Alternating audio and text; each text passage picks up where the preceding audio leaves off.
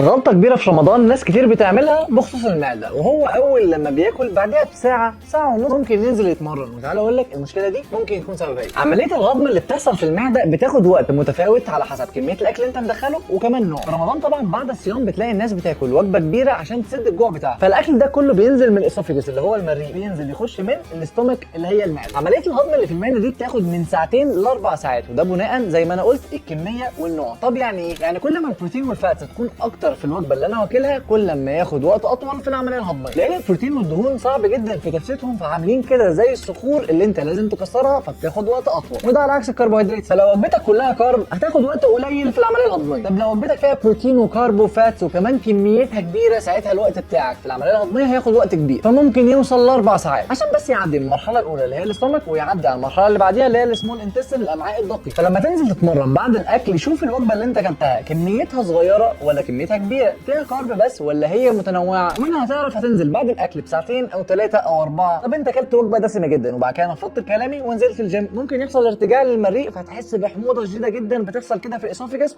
وده بسبب ان الاحماض اللي موجوده في المعده طلعت تاني في المريء. ده غير طبعا ان جسمك وتدفق الدم بيكون مركز في العمليه الهضميه، فانت ما بتبقاش عارف انك تشيل الاوزان اللي متعود تشيلها، فحاول دايما تخلي العمليه الهضميه خلصت جزء كبير منها عشان تنزل الجيم تعرف تشيل اوزان اكتر. وبس كده، كل سنه وانتم طيبين، سلام.